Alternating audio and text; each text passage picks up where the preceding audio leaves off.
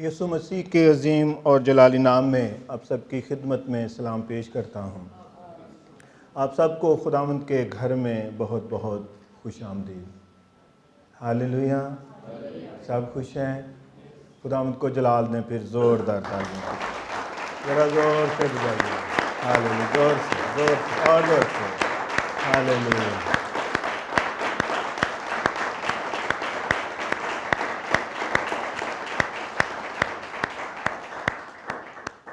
जब हम किसी शादी में जाते हैं बड़ी ज़ियाफ़त होती है, हम बड़े खुश होते हैं, बड़ी तैयारी के साथ जाते हैं और फिर वहाँ पर खाना बहुत अच्छा होता है और हम ज़रूरत से ज़्यादा भी खाते हैं क्योंकि खाना अच्छा होता है।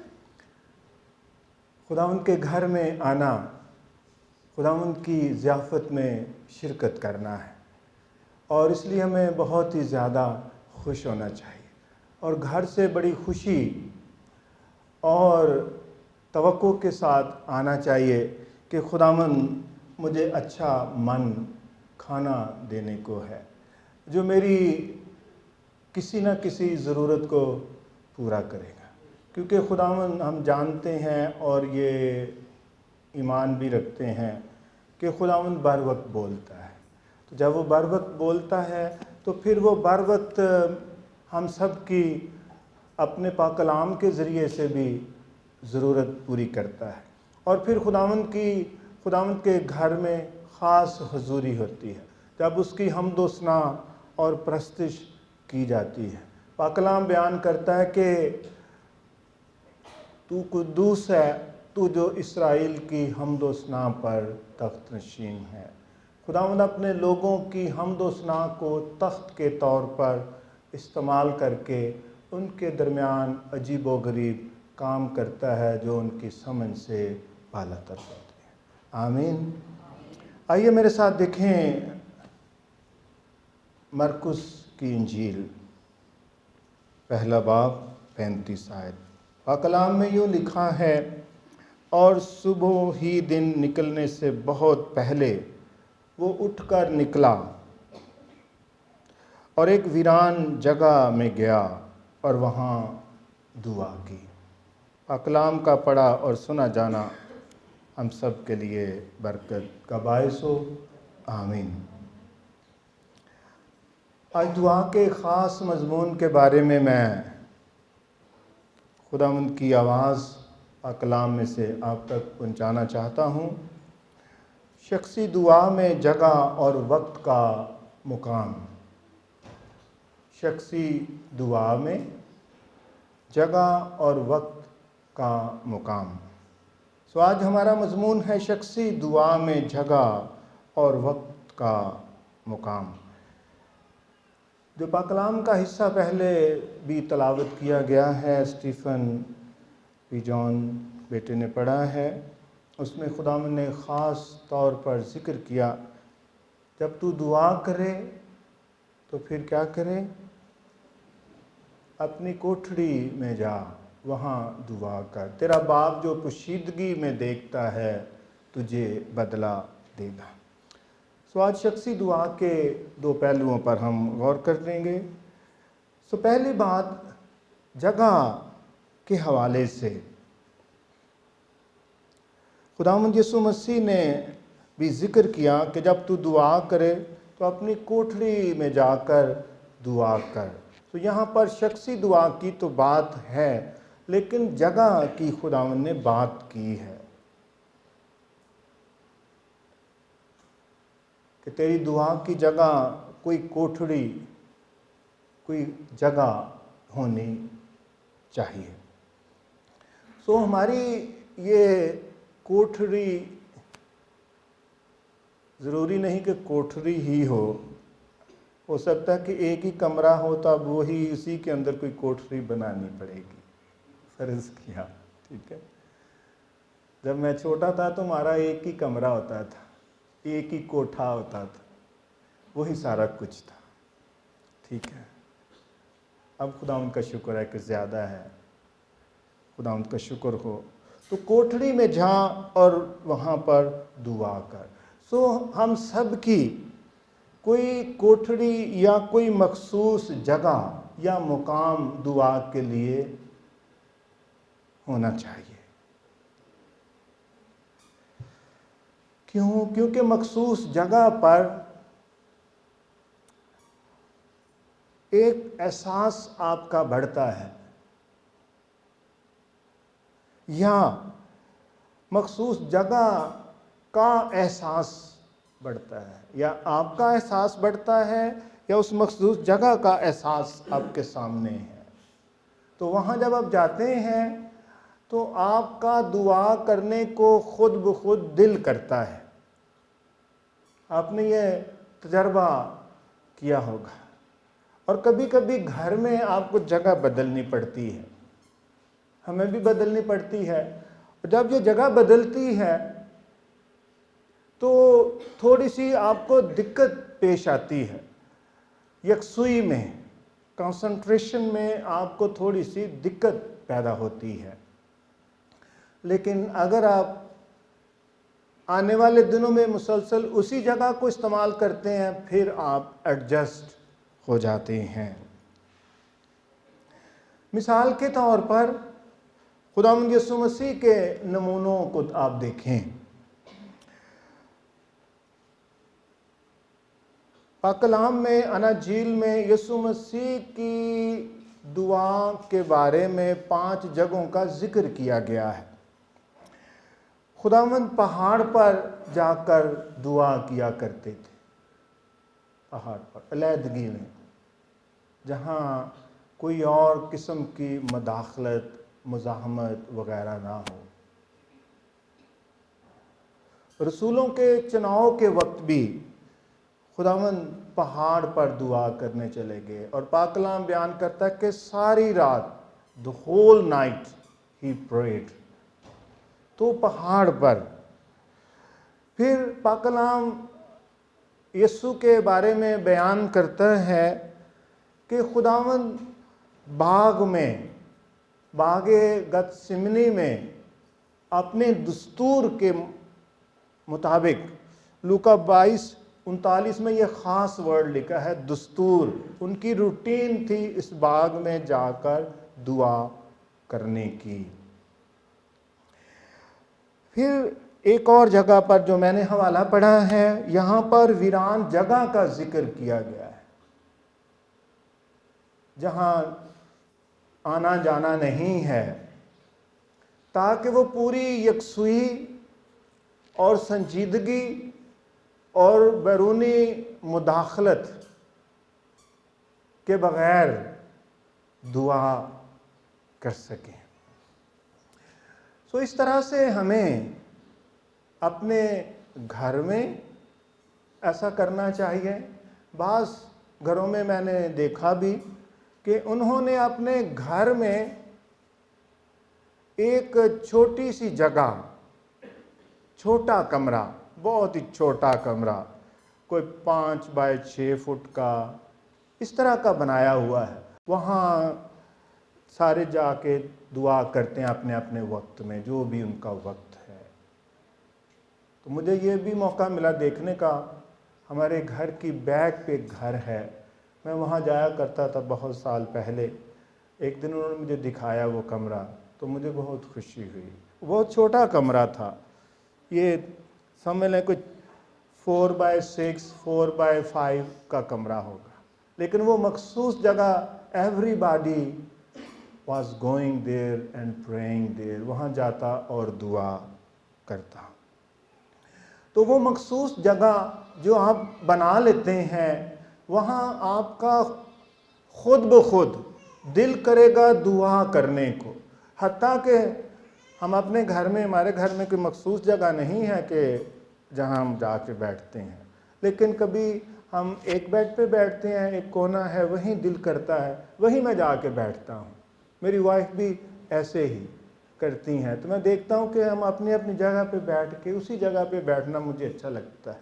लेकिन कभी कभी वो जगह बदलनी पड़ती है तो थोड़ी सी कोफ्त होती है, क्योंकि घर है, घर में तब्दीली होती रहती है या करनी पड़ती है, ठीक है। तो इसमें थोड़ी सी हमें लचक भी अपने दिमाग में, जहन में रखने की ज़रूरत है कि अगर चेंज की ज़रूरत पड़ती है तो हम लचकदार हों, फ्लेक्सिबिलिटी होनी चाहिए, तो उससे हमारी दुआया ज़िंदगी मुतासर नहीं होगी।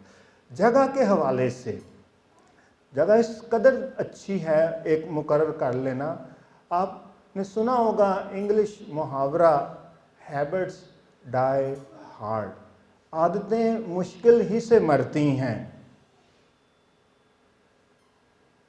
तो अगर हम अच्छी आदत, जगह की आदत बना लेंगे, अपना लेंगे, तो आप उसी वक्त और उसी जगह पर जाकर दुआ करना पसंद करेंगे। आपकी जो बॉडी क्लॉक है, हमारे बदन में खुदा ने फितरी तौर पर, कुदरती तौर पर एक सिस्टम रखा हुआ है, ये खुद ब खुद काम करता है हमारी हैबिट्स के मुताबिक। तो अगर फ़र्ज़ किया हमने दुआ का इस तरह का सिलसिला बनाया है जगह का, तो वो जगह पे जाने को हमारा दिल करेगा कि हम वहाँ जाकर दुआ करें। दूसरी बात यह है, वक्त के हवाले से जगह के बाद वक्त भी ज़रूरी है। हमारी ज़िंदगी में दुआ का ज़रूर कोई मुकर्रा वक्त होना चाहिए। अगर कोई मुकर्रा वक्त नहीं है तो बेशतर खादिम ये कहते हैं कि अगर आपकी ज़िंदगी में कोई बाकायदा दुआ का वक्त नहीं है तो फिर शायद आप दुआ नहीं करते हैं, या आपकी ज़िंदगी में दुआ ख़त्म हो जाएगी। तो ज़रूर है कि आपकी ज़िंदगी में, आपकी शख्सी ज़िंदगी में शख्सी दुआ का कोई तो वक्त होना चाहिए। अगर नहीं है तो फिर नहीं है, फिर आप दुआ नहीं करते हैं, फिर आपको मुश्किल हालात में दुआ करना बहुत ही मुश्किल हो जाएगा, क्योंकि आपकी तो हैबिट ही नहीं है दुआ करने की। तो जिस चीज़ की हैबिट ही नहीं है तो वो फिर कैसे एकदम बन जाएगी, आपको बहुत मुश्किल हो जाएगी। तो अच्छा है कि दुआ का वक्त भी हम खुद अपने लिए मुकर्रर करें। आज़ादी तो है, लेकिन इसका ये मतलब नहीं कि आज़ादी का मतलब कोई वक्त ही नहीं है हमारी दुआ का। अब वक्त के हवाले से खुदावंद यीशु मसीह के बारे में लिखा है लूका 4:42 में, जब दिन हुआ वो निकल कर एक वीरान जगह में गया। जब दिन निकल आया, रोशनी हो गई, तो खुदावंद दुआ के लिए एक वीरान जगह में चले गए। तो दिन के आगाज़ में दुआ करना आम तौर पर कहा जाता है कि ये बहुत अच्छा है। फिर एक और हवाला बयान करता है जो मैंने अभी पढ़ा है, मैंने खुद पढ़ा है, मार्कुस 1:35 में लिखा है, और सुबह ही दिन निकलने से बहुत पहले, अभी दिन निकला नहीं है, अभी थोड़ा थोड़ा अंधेरा है, जिसे आप तड़के कहते हैं, तड़के मैं तेनू ढूंढा या रब मेरे खुदाया।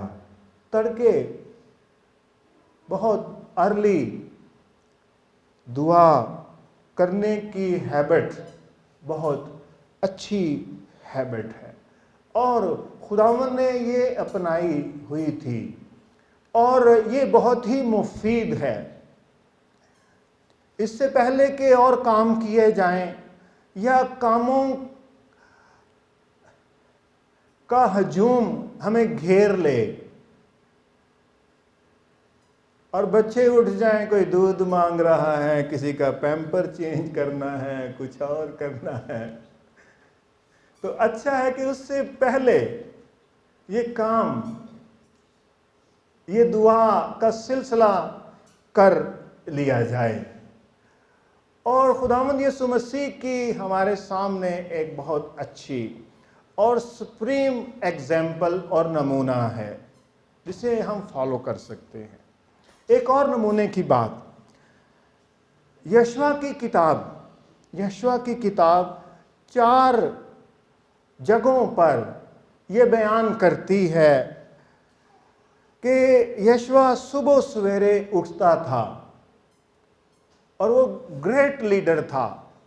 मूसा के बाद 6 लाख इसराइलियों को वो लीड कर रहा था। तो आप अंदाज़ा लगा सकते हैं कि वो कितना मसरूफ़ होता होगा, कितने उसके काम होते होंगे। बट वो ये काम, दुआ का काम उसकी ज़िंदगी में पहला दर्जा रखता था कि सबसे पहले वो खुदा के साथ मुलाकात करे, अपना बोझ, अपनी चीज़ें उसके साथ शेयर करे, या खुदावन की मर्ज़ी को अपने लिए, अपने ख़ानदान के लिए मालूम करे, या जिनकी वो रहनुमाई सरपरस्ती कर रहा है उनके लिए खुदावन की मर्ज़ी, खुदा के दिल की आवाज़ को सुने और उसके मुताबिक वो लीड करे। ताहम वो सुबह सवेरे उठता। 3:1 हवाला 6:12, 7:16 और 8:10 में ये जिक्र आया है कि वो सुबह सवेरे उठता और खुदा से पहली मुलाकात करता, अपना आप उसके सामने प्रेजेंट करता, खुदा की आवाज़ सुनता। तो ये बहुत अच्छा नमूना है और बेशतर ईमानदार इस बात की तायद करते हैं कि ये बहुत ही अच्छा और बेहतरीन वक्त है। लेकिन इसका ये मतलब भी हरगिज़ नहीं है कि हम किसी और वक्त दुआ नहीं कर सकते हैं। पौलुस रसूल का जिक्र आता है अमाल 16:13 में कि वो दुआ करने की जगह पर गया। ठीक, दुआ करने की जगह, कोई मखसूस जगह जहाँ वो गया। पतरस और यूहन्ना के बारे में लिखा है कि वो दुआ करने के वक्त, अमाल 3:1 में लिखा है, वो हैकल को जा रहे थे। हैकल में लोग दुआ करने के लिए दूसरे पहर यानी 12 बजे दोपहर को जमा होकर दुआ करते थे। पतरस के बारे में भी ये लिखा है 10:9 में कि वो दूसरे पहर को, कहीं वो मेहमान गया हुआ था और फिर वो घर की छत पर दुआ करने को चला गया। आमतौर पर जब हम मेहमान जाते हैं तो मेल जोल में और खाने पीने में बहुत मशगूल होते हैं, शायद ही दुआ का सिलसिला भी चलता हो या होता हो। ठीक है, लेकिन पतरस शिमोन दबाग के यहाँ ठहरा हुआ था। अमाल 10 में इसका तफसीली जिक्र है। तो वो दुआ करने के लिए कोठे पर चला गया, छत पर चला गया और दुआ कर रहा था। खुदा उससे हम कलाम हुआ, एक बहुत बड़ी विजन रोया खुदा ने गैर कौम के लिए उसे दी। तो बहुत अच्छा है कि एक मखसूस वक्त भी हो और उस मखसूस औकात में से जो बेहतरीन वक्त हो सकता है वो सुबह का हो सकता है या कोई और भी आपके लिए हो सकता है। अगर आप नाइट ड्यूटी करते हैं, ठीक है, तो फिर पता नहीं कौन सा वक्त होगा, क्योंकि ज़िंदगी का सिलसिला ऐसा है। लेकिन ये चूज़ करना कि मैंने अपना बेहतरीन जो बेस्ट टाइम है, जो ताज़ा दम वक्त है, वो दुआ के लिए सर्फ करना है। सो इस तरह अच्छा है। सो आप जब सुबह सवेरे दुआ करते हैं, आप ताज़ा दम हो जाते हैं, आपके इर्द गिर्द शोरो गुल नहीं होता। अभी आपके गिर्द कामों का और मशागल का या लोगों का आना जाना शुरू नहीं हुआ, और घर में आप हैं तो अभी बच्चे छोटे उठे नहीं हैं। तो इससे अच्छा है कि पहले ये कर लिया जाए। मुझे याद आता है हमारी छोटी बेटी कोमल जो भी कनाडा में है, तो जब वो छोटी थी तो वो अपनी माँ को उठा देती थी कि मैं उठ के पहले दुआ कर लो, फिर मुझे भूख लग जानी है, फिर मुझे दूध चाहिए, तो आप पहले दुआ कर लो, नहीं तो फिर आप कहोगे कि मैंने दुआ करनी और मुझे भूख ज़्यादा लगी हुई है। तो पहले आप दुआ कर लें अपनी, फिर आपने मेरा ख्याल करना है। तो खुदा ने उसको कुछ ये समझ दे दी थी कि पहले दुआ कर लें ताकि फिर मेरे काम का आगाज़ होना है। तो अच्छा है कि घर में ख़ास तौर पर माएँ या बाप या ख़ानदान सबसे पहले ये काम करें। प्रायोरिटी अपनी ज़िंदगी में, तरजीहात अपनी ज़िंदगी में हम डेवलप करें। सो इस तरह से आप खुदा उनको पहला दर्जा देते हैं। और फिर जब आप सुबह सवेरे उठते हैं, सब सोए हुए हैं, तो कोई और वहाँ नहीं है। आप थोड़ी बुलंद आवाज़ से या दिल में खुदावंद के साथ आज़ादी के साथ अपनी बातों को शेयर कर सकते हैं, क्योंकि सब सोए हुए हैं, बहुत गहरी नींद, कोई आपकी नहीं सुनता है कि आप क्या कह रहे हैं। अच्छा है कि सुबह के वक्त तो चंद और नमूनों की मैं बात करता हूँ, फिर क्लोज करता हूँ। और इस हवाले से सुबह सवेरे दुआ करने के हवाले से, मेरे वालिदैन जब हयात थे और हमारे पास आते थे, तो वो सबसे पहले दोनों उठकर काफ़ी वक्त दुआ में सर्फ करते थे। चाहे सर्दी है तो हॉल में, गर्मी है तो वो गैराज में सोते थे। तो वो काफ़ी वक्त दुआ करते थे और बुलंद आवाज़ से दुआ करते थे, बाहर आने जाने वाले भी सुन सकते थे। और फिर उसके बाद जब दुआ ख़त्म हो जाती, वाइफ उठ जाती, तो उनको नाश्ता बना के देते, क्योंकि जब आप ज़्यादा दुआ करते हैं ना ज़रा ज़ोर से, तो फिर आपको भूख भी ज़्यादा लगती है, आपका हाजमा भी तेज़ हो जाता है। तो अगर आपको भूख नहीं लगती तो दुआ किया करें, आपका हाजमा तेज़ हो जाएगा, आपका इन्हिज़ाम का डाइजेस्टिव सिस्टम एक्टिव हो जाएगा, ज़्यादा अच्छा फंक्शन करना शुरू करेगा। और अगर खाने के बाद भी आपको मुश्किल पेश आती है तो और दुआ करें, ताकि आपका सिस्टम और ज़्यादा एक्टिव रहे और आपका खाना ठीक तौर पर हज़म हो सके। तो वो सुबह सवेरे उठते और दुआ करते। ठीक, मेरे मामू अनवर मसीह मरहूम, अक्सर जब हम उनके यहाँ जाते, दोपहर को जाते, तो वो दोपहर के वक्त खामोशी में दुआ कर रहे होते थे, बाकी लोग अपना काम कर रहे हैं। ठीक है, लेकिन अगर ये हैबिट डेवलप हो जाए खामोशी में दुआ करने की, तो फिर आपको ज़्यादा डिस्टर्बेंस नहीं होती, क्योंकि आपने अपनी हैबिट डेवलप कर ली है। तो वो इस तरह से दुआ करते, उनके बड़े टाइमिंग्स बड़े मखसूस थे, और वो असेंबली ऑफ गॉड चर्च के साथ मुंसलिक थे। तो वो चर्च बताता है कि वो मर्दे दुआ थे, वो बहुत दुआ किया करते थे। तो ये बहुत अच्छा नमूना हमारे सामने है, बहुत से नमूने हमारे सामने हैं। सो हम अपनी ज़िंदगी में जगह का तयन करें, चाहे हमारा घर बिल्कुल छोटा भी है तो इससे कोई फ़र्क नहीं पड़ता है। ये तो हमारे दिल का एक रुझान है, और अगर रुझान है तो ये कोठड़ी या ये जगह आपकी अपनी चारपाई भी हो सकती है। ज़रूरी नहीं कि कोई लादा कोठड़ी ही बनाई जाए। कोठड़ी का मतलब ये है कि आप पोशीदगी में अपने खुदावंद के साथ लिंक अप हो जाते हैं, तो आप शख्सी दुआ या कोठड़ी की शक्ल इख्तियार कर लेते हैं। और शुरू में हो सकता है आप बुलंद आवाज़ से थोड़ी दुआ करें, और फिर जब आपका ये लिंक डेवलप हो जाता है, फिर आप घंटों भी खामोशी में दुआ में खुदावंद के साथ वक्त गुजार सकते हैं। तो हम कोशां रहें, कोशिश करें, ठीक, अपनी शख्सी आदत को बनाएं कि हम एक ख़ास जगह अपने घर में मखसूस करें। अगर नहीं है तो ख़ुद ही डेवलप करें कि मैंने इस कोने में बैठकर हर रोज़ दुआ करनी है। और अगर किसी वक्त उस जगह को बदलना भी पड़ता है तो ज़्यादा ज़हनी तौर पर कोफ्त का हम शिकार ना हो। ठीक, घर में हमेशा लचकदार रहना होना पड़ता है, तो हम उसमें भी डेवलप हो। अगरचे आपको थोड़ी सी मुश्किल पेश आएगी, मुझे हमेशा मुश्किल पेश आती है जब भी मुझे थोड़े वक्त के लिए या कुछ दिनों के लिए जगह बदलनी पड़ती है, मुझे भी प्रॉब्लम पेश आती है। लेकिन अपने आप को खुद ही समझाना होता है कि नो मैटर, कोई फ़र्क नहीं इससे पड़ता, आप चंद दिनों में फिर से मानूस हो जाते हैं उस जगह के लिए, और वो जगह आपको खींचती है। और वो वक्त जो आपने मुकर्रर किया हुआ है, सुबह का वक्त, तो आप खींचे चले जाएंगे।